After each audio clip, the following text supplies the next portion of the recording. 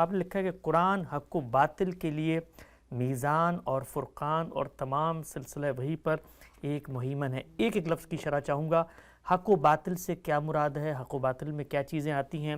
قرآن مجید نے خود طے کی ہے حق و باطل ہم عقل سے طے کرتے ہیں کہ یہ کارپس ہے جس کے بارے میں قرآن میزان ہے، فرقان ہے اور تمام سلسلہ وحی پر مہیمن ہے۔ میزان سے کیا مراد، فرقان سے کیا مراد اور سلسلہ وحی پر مہیمن سے کیا مراد ہے؟ ہم اس دنیا میں جب شعور کی آنکھ کھولتے ہیں تو ایک بڑے سوال سے دوچار ہوتے ہیں۔ وہ سوال یہ ہے کہ انسان اپنے وجود، اپنی شخصیت، اپنے شعور، اپنے علم، اپنی دانش اور اپنی خصوصیات کے لحاظ سے ایک ایسی مخلوق کے طور پر سامنے آتا ہے جس میں اللہ تعالیٰ نے قوت کے ظہور کے بے پناہ امکانات رکھ دیے ہیں۔ ٹھیک، کوئی شخص اس کائنات کے پروردگار کو اور انسان کے خالق کو مانتا ہو یا نہ مانتا ہو، وہ یہ ماننے کے لیے مجبور ہے کہ انسان کی شخصیت میں ایک دنیا آباد ہے، ایک باہر جہان ہے، اس کو جہان اکبر کہہ لیجئے، ایک جہان اصغر اس کے اندر بھی آباد ہے۔ اور جب اس جہان اصغر کی سیر کرنے کی صحیح کی جاتی ہے تو دنیاؤں پر دنیائیں ہمارے سامنے آتی چلی جاتی ہیں، لیکن یہی انسان ہے جو کبھی 60 سال بعد، کبھی 70 سال بعد، کبھی پیدا ہوتے ہی، کبھی لڑکپن میں، کبھی جوانی میں دنیا سے رخصت ہو جاتا ہے۔ یہ عالمگیر قانون کار فرما ہے کہ کل نفس ذائقۃ الموت۔ جب موت ایک حقیقت کے طور پر سامنے آتی ہے تو وہ سب سے بڑا اضطراب پیدا ہوتا ہے جس سے بڑا کوئی اضطراب دنیا میں پیدا ہو نہیں سکتا۔ ٹھیک، کیا میں انسان اس شخصیت کے ساتھ، اس عقل کے ساتھ، اس دانش کے ساتھ، اس حصے جمالیات کے ساتھ، اس اخلاقی احساس کے ساتھ اپنے باطن میں ایک جہان مانی لیے ہوئے ایک دن مٹی میں مل جاؤں گا؟ یہی میری حیثیت ہے۔ یہ وہ سوال ہے جو بنیادی طور پر حق و باطل کا سب سے بڑا سوال بن جاتا ہے۔ یعنی کیا میری موت پر میری زندگی ختم ہو رہی ہے یا اس کے بعد کچھ ہے؟ یہ سوال ہے جس سوال کا جواب اللہ تعالیٰ نے انسان کی فطرت میں بھی ودیعت کیا ہے لیکن بالاجمال کیا ہے۔ وہاں وہ اصول کے طور پر موجود ہے، وہ ان تفصیلات کے ساتھ نہیں ہے جو بعد میں ہم دیکھتے ہیں، اور اس کا جواب اپنے پیغمبروں کے ذریعے سے بھی دیا ہے۔ اس جواب ہی کو آپ دین سے تعبیر کرتے ہیں۔ تو یہاں جو چیز زیر بحث ہے وہ دین کو سمجھنے کے اصول و مبادی ہیں۔ میری کتاب سے جو اقتباس آپ نے پڑھا ہے وہاں یہ زیر بحث ہے کہ جس چیز کو دین یا دین کی ہدایت یا اللہ تعالیٰ کی ہدایت کہا جاتا ہے اس میں حق و باطل کا فیصلہ کیسے کرنا ہے۔ یہاں وہ چیزیں مراد نہیں ہیں جو ہماری دنیاوی زندگی میں پیش آتی ہیں اور ان کے لیے فیصلہ کرنے کے آلات بھی پیدا ہو جاتے ہیں۔ مثلا سائنس کے علوم ہیں، مثال کے طور پر سماجیات کے بہت سے مسئلے ہیں، مثال کے طور پر عمرانیات کی بعض بحثیں ہیں۔ ان کے فیصلے کرنے کے لیے ہماری عقل کے پاس بہت کچھ موجود ہے اور وہ اس کی روشنی میں اپنا سفر بھی طے کر رہی ہے۔ چنانچہ ہم دیکھ رہے ہیں کہ انسان ان علوم کو ترقی دیتا چلا جاتا ہے، یعنی جو اس کی فطرت ہے اس میں جو امکانات رکھے گئے ہیں وہ دریافت ہوتے چلے جاتے ہیں، اور پھر ان امکانات کی مزید تصحیح ہوتی ہے، ان کی مزید تنقیح ہوتی ہے، اور اس سے وہ ہماری اسی دنیا کے لیے بے پناہ سہولتیں اور بے پناہ آسائشیں پیدا کرنے کا ذریعہ بن جاتے ہیں۔ اس وقت بھی ہم دیکھتے ہیں کہ سوشل سائنسز یا معاشرتی علوم کو لے لیں یا نیچرل سائنسز کو لے لیں، جو چیزیں بھی ہم نے علم کے طور پر پیدا کر لی ہیں وہ سب ہماری زندگی کا احاطہ کیے ہوئے ہیں۔ اس میں بہت سی چیزیں ایسی ہیں جن پر نقد ہو سکتا ہے، جن کا ارتقاء صحیح اصول پر نہیں ہوا، جو انسانیت کے لیے مسئلہ بھی بنی ہیں، لیکن انسان ہی کو اللہ تعالیٰ نے یہ قوت بھی دے رکھی ہے کہ ان کا جائزہ لیتا رہتا ہے، تو وہاں خالص عقلی علوم وجود پذیر ہوتے ہیں یا خالص دنیوی علوم وجود پذیر ہوتے ہیں۔ جس وقت موت کے مسئلے کو سامنے رکھ کر انسان اس نتیجے کو دیکھنا چاہتا ہے کہ بعد میں کیا، ما بعد الموت کیا ہے، یہ وہ سوال ہے جس کے جواب میں جب اسے یہ بتایا جاتا ہے کہ تمہارا ایک خالق ہے اور موت کے بعد تم مٹی میں نہیں مل جاؤ گے، تمہیں اس خالق کی بارگاہ میں حاضر ہونا ہے۔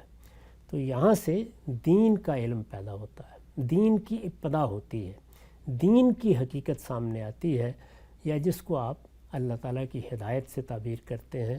اور پھر انسان کو یہ ضرورت محسوس ہوتی ہے کہ وہ ایک صراط مستقیم کو تلاش کرے۔ اس میں یہ سوال پیدا ہوتا ہے کہ اگر حق و باطل کے امتیاز کا مسئلہ پیدا ہو جائے تو مجھے کس جانب رجوع کرنا ہے؟ تو اللہ تعالیٰ نے قرآن مجید میں اس سوال کا بڑا تفصیلی جواب دیا ہے۔ یہ جواب بہت ہی وضاحت کے ساتھ سورہ بقرہ میں نقل ہوا ہے۔ اچھا، اس میں یہ بتایا گیا ہے کہ اس معاملے میں، یعنی دین کے معاملے میں، اللہ تعالیٰ کی اس ہدایت کے معاملے میں، انسان نے جب اپنی زندگی کی ابتدا کی تو اس میں کوئی وہم نہیں تھا، کوئی اضطراب نہیں تھا۔ یعنی فطرت میں جو چیز بالاجمال دی گئی تھی، اللہ تعالیٰ نے پہلے انسان کا انتخاب کر کے، اس کا استفاع کر کے، اس کو وحی سے نوازا، اس سے خطاب کیا، اپنی مخاطبت کا شرف عطا فرمایا، اور اس کو وہ ہدایت دی جس کو اب ہم پیغمبروں کی ہدایت کہتے ہیں۔ تو اس طرح انسانیت کی ابتدا محض فطری علم سے نہیں ہوئی، بلکہ اس فطری علم کے تمام تقاضوں کو تفصیلات میں بدلنے کے لیے جو اللہ تعالیٰ کی طرف سے ہدایت آنی تھی وہ بھی آ گئی۔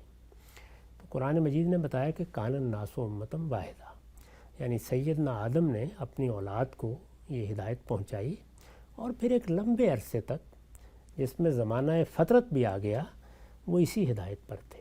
اس میں کوئی مسئلہ پیدا نہیں ہوا، اس میں کوئی حق و باطل کی بحث پیدا نہیں ہوئی، لیکن اللہ تعالیٰ نے انسان کو پیدا ہی اس طرح کیا ہے کہ اگر اس کو چھوڑ دیا جائے تو وہ چیزوں کے بارے میں خلط مبث بھی پیدا کر بیٹھتا ہے، وہ بعض دوسرے ذرائع کو استعمال کر کے حق میں باطل اور باطل میں حق کی آمیزش بھی کر لیتا ہے، اور بعض اوقات سراسر باطل کی پیروی بھی کرنے لگ جاتا ہے۔ تو یہی ہوا جو حق اللہ تعالیٰ کی طرف سے دیا گیا تھا، جب انسان نے دوسرے ماخذ کی طرف بھی رجوع کیا اور اس میں خلط مبث پیدا ہونا شروع ہوا، تو اختلافات پیدا ہو گئے۔ یعنی اختلافات حق و باطل کے معاملے میں، کیا چیز حق ہے اور کیا باطل ہے۔ جب یہ اختلافات پیدا ہوئے تو پھر اللہ تعالیٰ فرماتے ہیں کہ بعث اللہ النبیین، جیسے پہلے انسان کی فطرت کے اجمال کو تفصیل میں بدلنے کے لیے اللہ تعالیٰ نے آدم علیہ السلام کو پیغمبر بنایا تھا، تو فرمایا کہ اسی چیز کو ہم نے پھر آگے بڑھایا اور پے در پے پیغمبر بھیجے۔ فبعث اللہ النبیین مبشرین و منذرین۔ وہ انسان کو اس کی اس غلطی پر متنبہ بھی کرتے تھے اور اس کو موت کے بعد آنے والی زندگی کی بشارت بھی دیتے تھے۔ ان کا کام یہی تھا۔ ان پیغمبروں کے بارے میں ایک مزید بات یہ فرمائی اسی آیت میں کہ وَأَنزَلْنَا مَعَهُمُ الْكِتَابَ، ان کے ساتھ ہم نے اپنی کتابیں بھی نازل کیں۔ ان کتابوں کو کیوں نازل کیا؟ لِيَحْكُمَ بَيْنَ النَّاسِ فِي مَا اخْتَلَفُوا فِيهِ۔ وہ جو حق و باطل کے معاملے میں اختلافات پیدا ہو گئے ہیں، ان کے پاس ایک لکھی ہوئی تحریر شدہ اللہ تعالیٰ کے الفاظ میں ایک متعین چیز آ جائے جس کی طرف رجوع کر کے جب حق و باطل میں کوئی اس نوعیت کی صورتحال پیدا ہو تو وہ وہاں سے اس کا فیصلہ لے لیں۔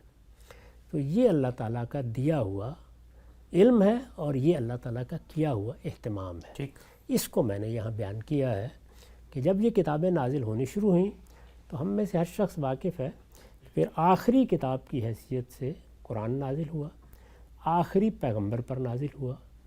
یہ آخری کتاب جس کو ہم قرآن کہتے ہیں، اس نے اپنی وہ حیثیت خود بیان کی ہے جس کو یہاں واضح کیا گیا ہے۔ اس نے بتایا ہے کہ یہ کتاب بھی اللہ کی اسی طرح کتاب ہے جن کتابوں کے بارے میں اس نے فرمایا ہے کہ وہ اس لیے دی گئی ہیں کہ لِيَحْكُمَ بَيْنَ النَّاسِ فِي مَا اخْتَلَفُوا فِيهِ۔ حق و باطل میں اگر کوئی اختلاف پیدا ہو جائے تو یہ کتابیں اس کو واضح کر دیں۔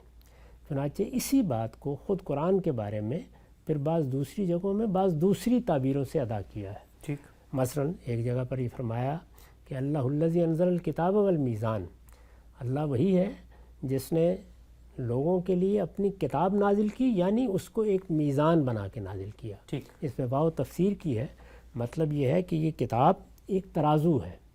جس طریقے سے ایک سونار کے پاس کسوٹی ہوتی ہے، وہ اس پر پرکھ کر دیکھ لیتا ہے کہ جو چیز اس کے پاس لائی گئی ہے کیا وہ سونا ہے، کیا وہ پیتل ہے۔ اگر وہ ملی جلی کوئی چیز ہے تو اس میں کتنا پیتل ہے، کتنا سونا ہے، وہ کھرے کھوٹے کو اس سے الگ کر لیتا ہے۔ تو یہ میزان بھی یہی کام کر رہی ہے، یہ قرآن مجید بھی تمہارے لیے ایک کسوٹی کے طور پر نازل ہوا ہے۔ پھر دوسری جگہ قرآن نے اپنے لیے ایک نام دوسرا اختیار کیا، وہ نام کیا ہے؟ فرقان۔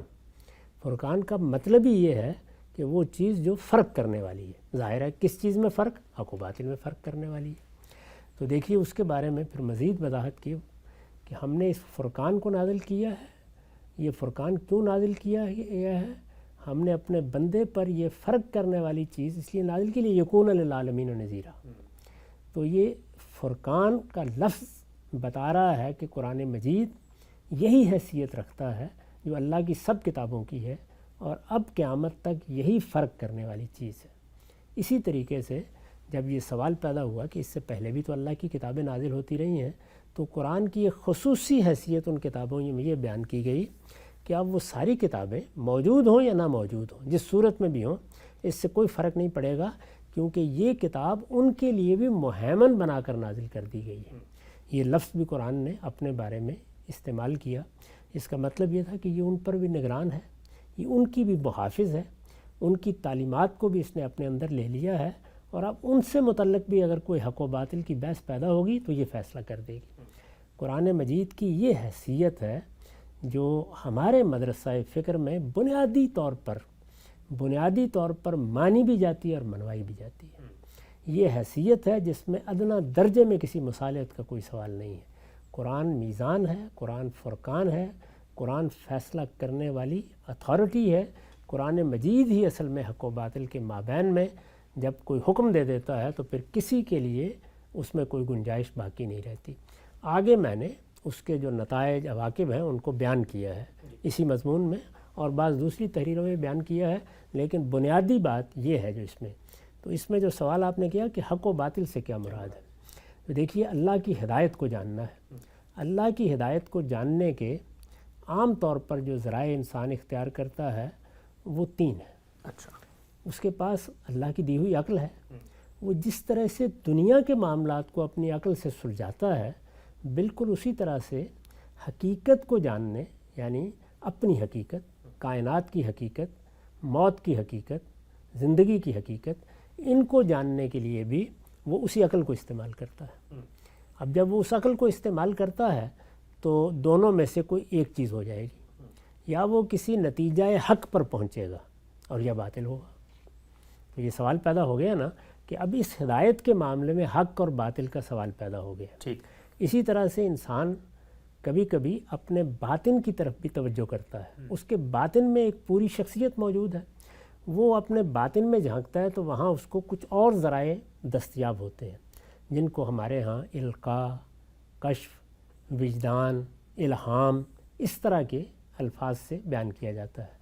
تو وہ یہ محسوس کرتا ہے کہ وہ حقیقت کے ساتھ رابطہ پیدا کر سکتا ہے، یعنی عقل تو استدلال کرے گی، عقل وجودی حقائق سے مقدمات قائم کر کے نامعلوم سے معلوم کا سفر کرتی ہے، معلوم سے نامعلوم کا سفر کرتی ہے، لیکن یہ جو چیز انسان کے اندر موجود ہے یہ براہ راست تعلق پیدا کرتی ہے اس کے خیال کے مطابق، تو وہ بعض اوقات اس کو استعمال کر کے کسی حقیقت پر پہنچنا چاہتا ہے۔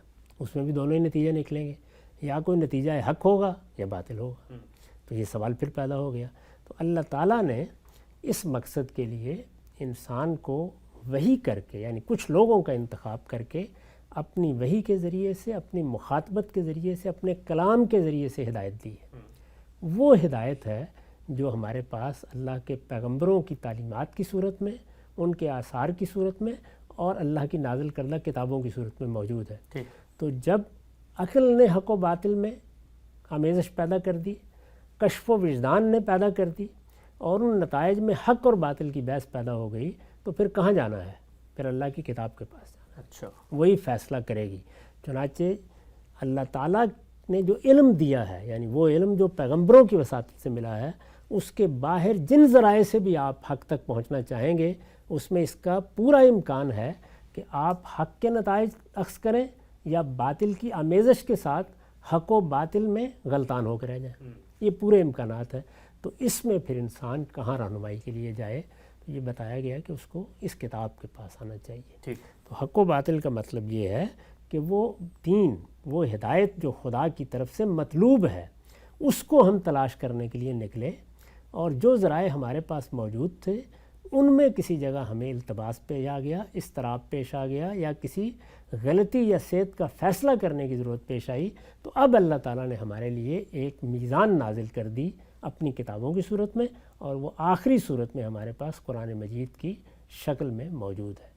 یہ مطلب ہے فرقان کا، میزان کا، اور حق و باطل میں امتیاز کرنے والی اس کسوٹی کا۔